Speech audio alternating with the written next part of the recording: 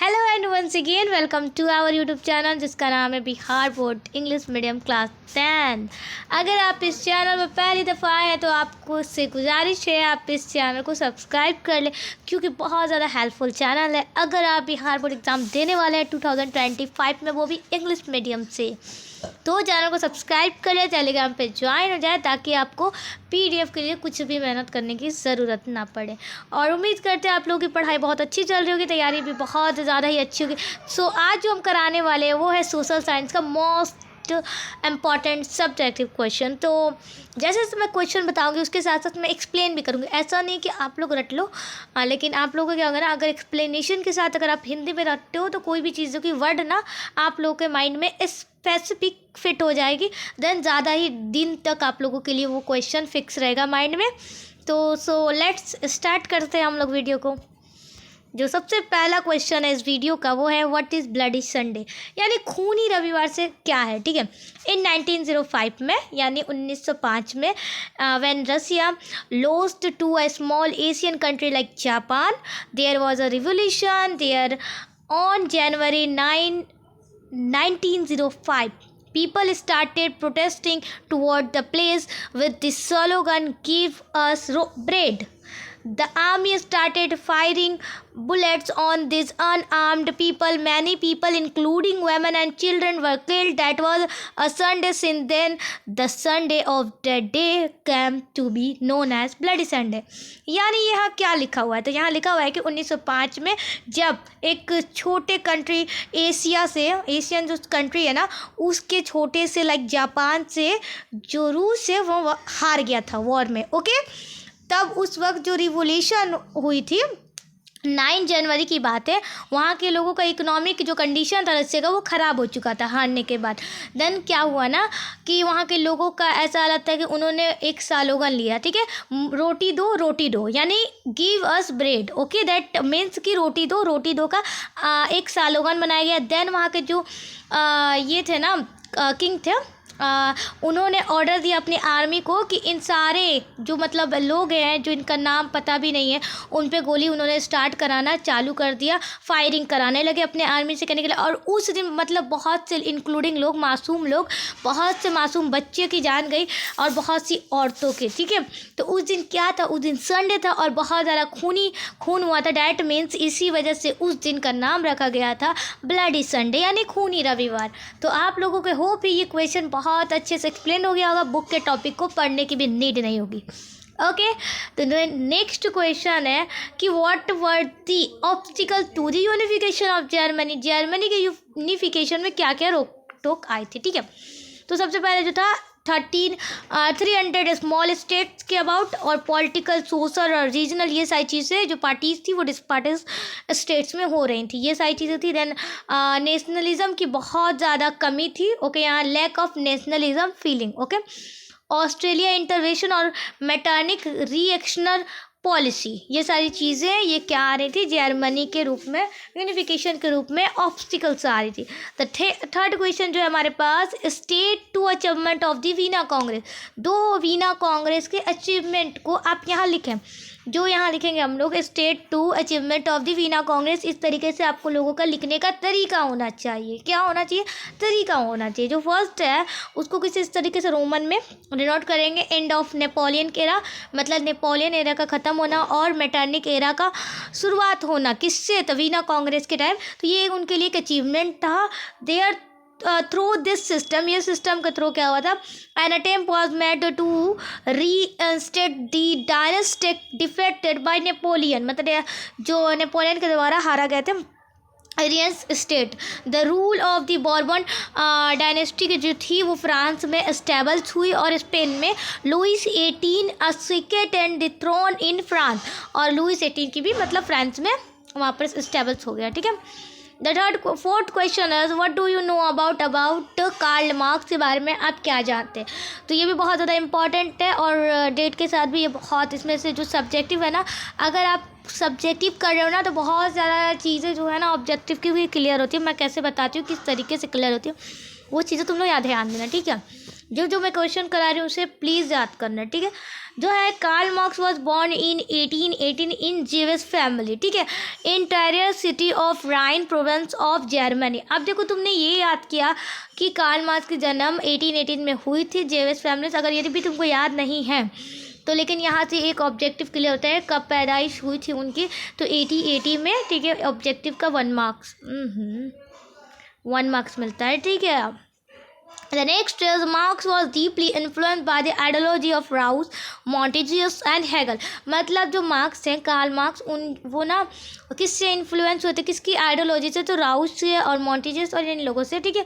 जो मार्क्स और एंजल ने, यहाँ से देखो, उन्होंने एक कम्युनिस्ट मैनिफेस्टो नाम का एक बुक लिखा था 1848 में। किसने लिखा था ये पूछता है। देखो ये बुक जो है ना, कम्युनिस्ट मैनिफेस्ट इन 1848 में किसके द्वारा लिखी गई है, तो वहाँ रहता है कार्ल मार्क्स और एंजल्स 4th नंबर में, देखा नहीं तो C नंबर में, और बाकी अलग अलग लेनिन का भी नाम दे देगा बहुत से लोगों का। तो आप लोग को याद करना है कार्ल मार्क्स और एंजल्स दोनों के द्वारा, जब दोनों का नाम दे तभी। और एक और बुक था जो बाइबल ऑफ सोशलिस्ट, वो सिर्फ ये बहुत ज़्यादा फेमस हुआ था उस टाइम, दास कैपिटल 1867 में, जिसे बाइबल ऑफ सोसाइटी कहा जाता है, सोशलिस्ट कहा जाता है। तो ये भी किसके द्वारा लिखी गई है, तो कार्ल मार्क्स के द्वारा लिखी गई है ये बुक, ठीक है। ये बहुत ज़्यादा फेमस थी, ये दोनों पूछता है। कार्ल मार्क्स जो सिंगल एक बुक लिखे थे उनके द्वारा जो फेमस है, दास कैपिटल 1867 में। तो यही चीज़ें इसमें लिखना था कि आप कार्ल मार्क्स के द्वारा क्या समझते हैं। अगर आपका ऑब्जेक्टिव क्लियर है ना, तो आपका सब्जेक्टिव भी क्लियर होगा। अगर आपका सब्जेक्टिव क्लियर है तो आपका ऑब्जेक्टिव भी क्लियर होगा। इसीलिए अगर किसी एक को भी बहुत ज़्यादा अच्छे से कर रहे हो तो थोड़ा बहुत चीज़ें ऑब्जेक्टिव में भी हेल्प करती है, थोड़ी बहुत चीज़ें सब्जेक्टिव में भी हेल्प करती हैं। और ये मैंने बताया।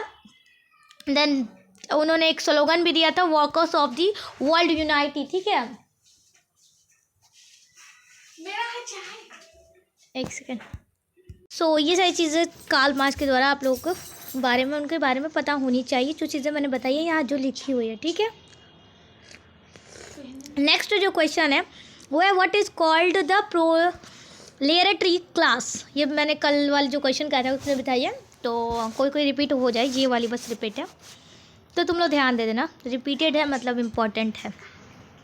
The class of society which includes poor farmers, agriculture laborers, ordinary laborers, workers, common people is called the proletariat class, यानी वैसी समाज की क्लास, सोसाइटी की, जिसमें पुअर फार्मर्स भी आते होंगे, ये मैंने कल भी बताया था, एग्रीकल्चर के लेबर्स भी आते होंगे, ऑर्डिनरी यानी आम लेबर्स भी आते होंगे, आम लोग भी आते होंगे, वर्कर्स भी आते होंगे, ये सारी चीज़ें, कॉमन पीपल भी आते होंगे, उसी को कहा जाता है प्रोलेटरेट क्लास, समझे। Then question number 6, what is the October revolution. ये भी बहुत इंपॉर्टेंट है, इसके पीछे देखना अब क्या है, यहाँ पर एक ट्विस्ट है, ठीक है। ऑन 7 नवंबर 1917 को ये रिवोल्यूशन हुआ था। कहाँ हुआ था, तो बोल्शेविक ओवरथ्रो द क्रेंसियक गवर्नमेंट, और उन्होंने जो रसिया है रूस के ऊपर कंट्रोल के लिए हुआ था। It was the November revolution, but ये इसको ना क्वेश्चन होना चाहिए था, जब बुक में टॉपिक होना चाहिए था what is the November revolution, लेकिन क्या है हमारे पास अक्टूबर रिवोल्यूशन। तो क्यों है,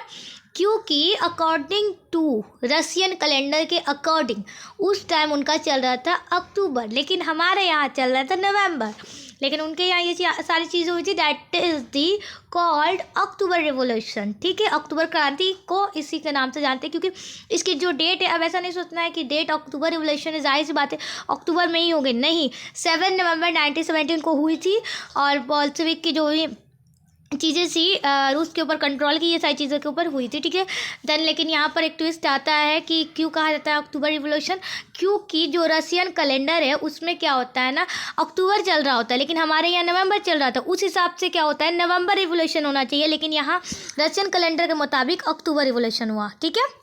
the next question is what were chemical weapons and agent orange क्या है, तो chemical weapon napalm is a kind of organic compound which was mixed with gasoline in fire bomb to form a mixture that would stick to the skin and keep burning. कहने का मतलब है कि organic compound type का एक नेपलम आता है, एक काइंड है ऑर्गेनिक कंपाउंड का, जिससे ना गैसलीन नामक के साथ उसे मिक्स किया जाता है, ठीक है।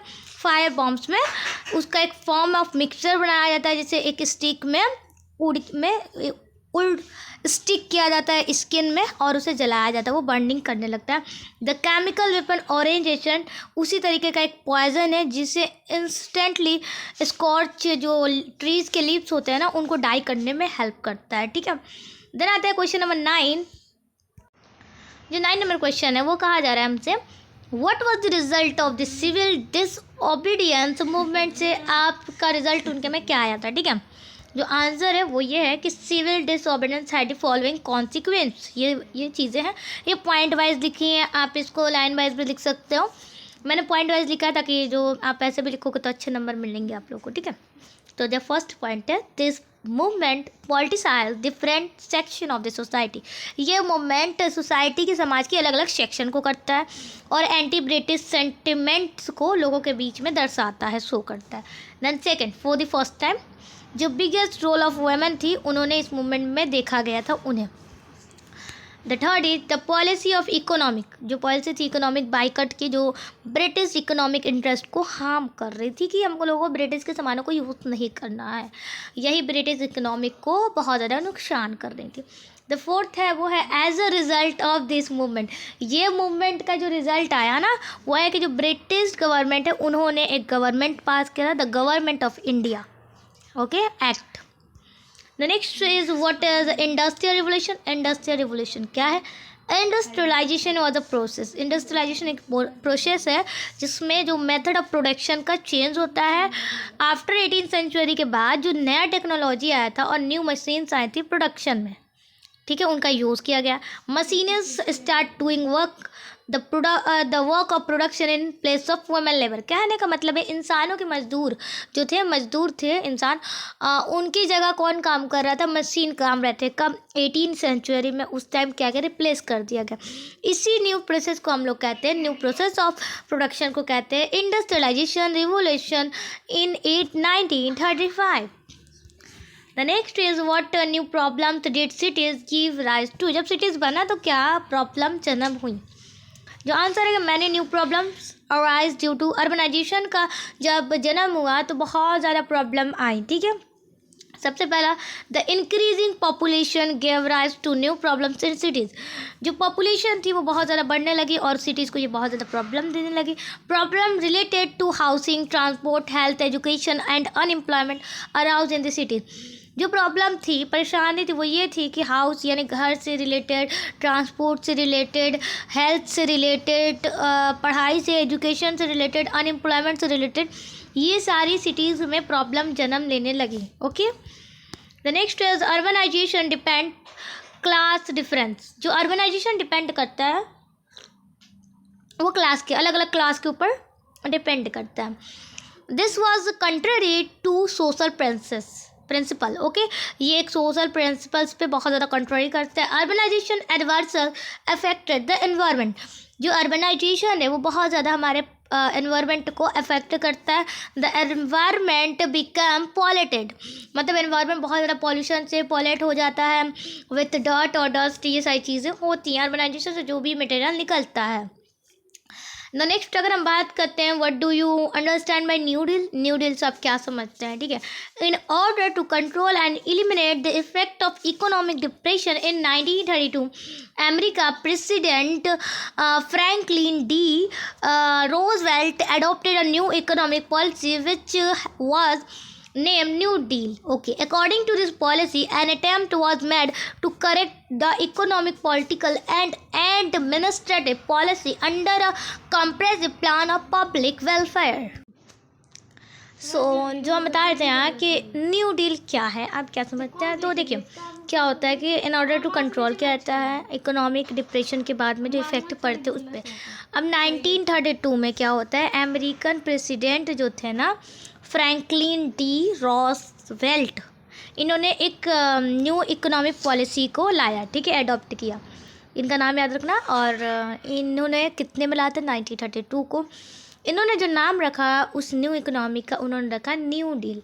इनके अकॉर्डिंग क्या था, इस न्यू पॉलिसी के अकॉर्डिंग ये क्या है, तो ये ऐसा है कि एक attempt was made to correct the economy, मतलब एक ऐसे अटैम्प्ट देंगे हम लोग अपने इकोनॉमिक को सही करने के लिए पॉलिटिकल और एडमिनिस्ट्रेटिव पॉलिसी के अंदर में, जिसमें एक प्लान बनेगा, प्लान ऑफ पब्लिक वेलफेयर के थ्रू ये सारी चीज़ें होंगी, ठीक है। यही एक छोटा सा न्यू डील पॉलिसी को लागू किया गया था।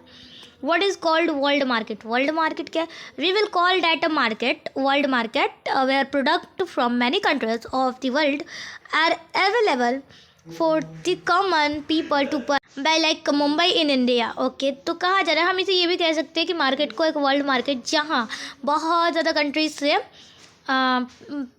लोग ना खरीद के सामान को लाते हैं।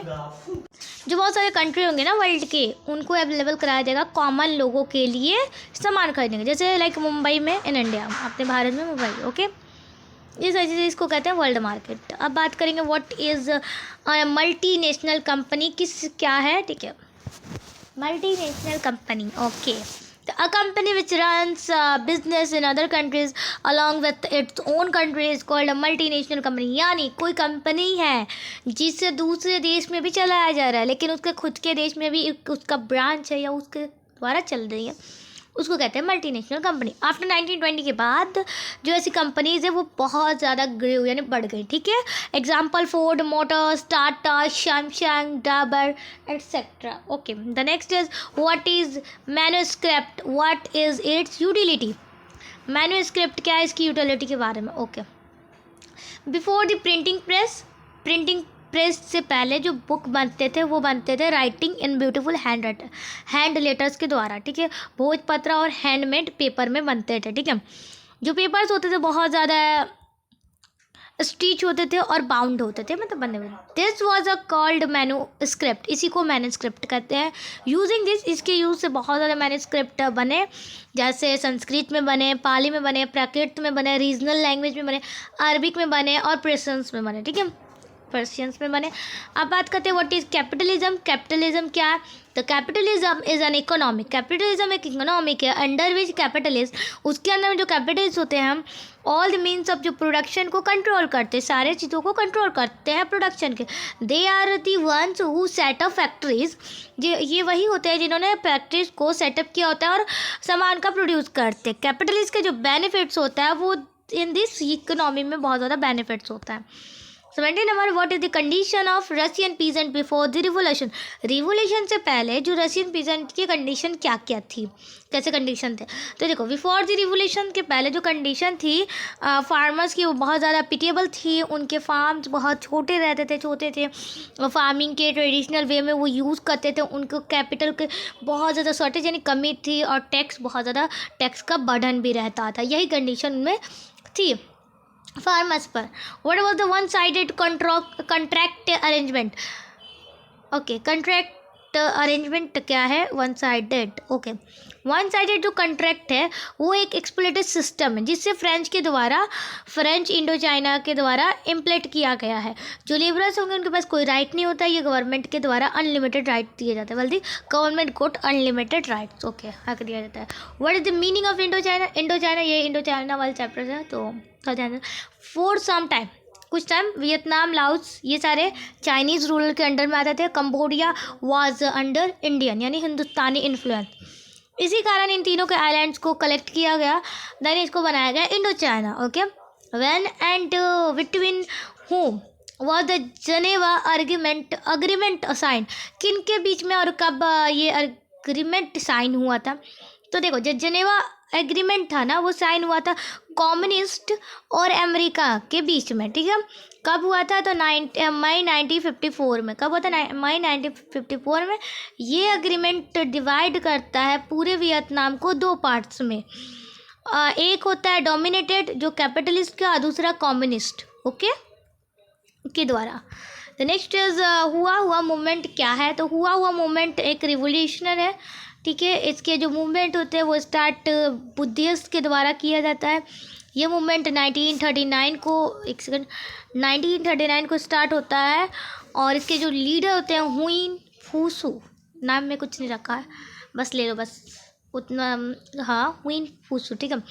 वाई डिड ही खिलाफत मूवमेंट टेक प्लेस, खिलाफत मूवमेंट क्यों ही आया था, जो टर्की अगेंस्ट थी ब्रिटेन के फर्स्ट वर्ल्ड वार में, ठीक है।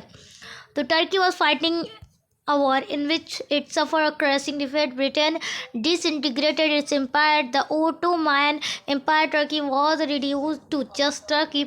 The Muslim did not like this because the Caliphate of Turkey was the religious leader of the Muslim world. The Khilafat movement was launched in his favor. तो देखिए ऐसा है ना कि टर्की जो है ना ब्रिटेन के खिलाफ में लड़ रहा था फर्स्ट वर्ल्ड वॉर। तो टर्की फाइटिंग कर रहा था एक वॉर जिसमें बहुत ज़्यादा क्रैशिंग डिफेक्ट हार का भी सामना करना पड़ा। इसमें ब्रिटिश जो थे डिसइंटीग्रेट कर रहे थे अपने एम्पायर को जिसका नाम ओटोमैन एम्पायर, ठीक है। टर्की बहुत ज़्यादा जो टर्की थे ना वो बहुत ज़्यादा रिड्यूस हो रहे थे जस्ट टर्की। जो मुस्लिम को ये पसंद नहीं आया क्योंकि जो क्लेफ ऑफ टर्की जो थी उनके रिलीजियस लीडर थी। इस वजह से उस टाइम जो खिलाफत मूवमेंट लॉन्च हुआ था मुस्लिम लोगों के फेवर में। Okay, what was the Gandhi Irwin pact और दिल्ली एग्रीमेंट, ये क्या है? तो success of the civil disobedience movement का सक्सेस जो ब्रिटिश को बहुत ज़्यादा झटका लगा था, शॉक लगा था। दे प्रोड्यूस निगोटिएशंस, उन्होंने निगोटिएशंस को प्रोड्यूस किया इन दिस कॉन्टेक्स्ट, इसी कॉन्टेक्स्ट में जो गांधी इरविन पैक्ट को साइन किया गया। इसको हम लोग दिल्ली एग्रीमेंट के नाम से ही जान देते हैं, दोनों का नाम सेम है। अकॉर्डिंग टू दिस एग्रीमेंट, ये एग्रीमेंट के अकॉर्डिंग में क्या होता है, गांधी जी इस मूवमेंट को ख़त्म कर रहे हैं 5 मार्च 1931 को। एग्री करते हैं राउंड टेबल कम और एग्री किए उन्होंने और साइन किया इस पेपर पे कि अब इस मूवमेंट को हम ख़त्म कर रहे हैं। कहाँ? तो उन्होंने राउंड टेबल कॉन्फ्रेंस को अटेंड करने के बाद एग्री किया था, ठीक है। टेल अबाउट चंपारण सत्याग्रह के बारे में हमें कुछ बताइए। तो चंपारण सत्याग्रह इंडोगी प्लांटर्स के खिलाफ थी, ठीक है, जिन्हें मतलब हमारे गांधी जी आए थे इसको रोकने के लिए। They used to force the farmers to grow indigo and the farmer did not want to do, मतलब जो फार्मर थे, किसान लोग थे, उनको ज़बरदस्ती का ऐसे राज़ी किया जाता था कि वो अपने ना जो लैंड है ना उस पर इंडोगी की खेती करे। इससे एक लॉस होता था ना, अगर आपने इंडोगी की खेती कर लिया तो आप अगर किसी भी चीज़ का खेती करते हो वो सही से नहीं होता, वो बर्बाद, मतलब आपको बर्बाद हो ही जाता है, ठीक है, वो land. The reason was that the field where indigo was cultivated became infertile, जब एक बार आपने इंडोगी की खेती कर ली ना तो देन वो क्या होता है, वहाँ की कल्टिवेट जो ये फील्ड होती है ना वो इनफर्टिलाइज हो जाती है। जब उस वक्त क्या होता है, गांधी जी चंपारण पहुँचे और इसको रोकने के लिए बहुत कोशिश की उन्होंने, और इसमें ही गांधी जी का सबसे पहला सक्सेस आया था। और उन्हें इन लोगों ने बताया था this success of Gandhi ji made him Mahatma Gandhi. The people of the countries, जो होल कंट्री देश के लोग थे उनकी बहुत ज़्यादा तारीफ़ कर रहे थे। तो ये इतना ही आज के लिए था, मिलते हैं नेक्स्ट वीडियो में। तब तक के लिए आप चैनल को सब्सक्राइब करें और ये सब्जेक्टिव PDF आपको मिलेगा टेलीग्राम पे, तो वहाँ जाकर आप ज्वाइन हो सकते हैं, ठीक है।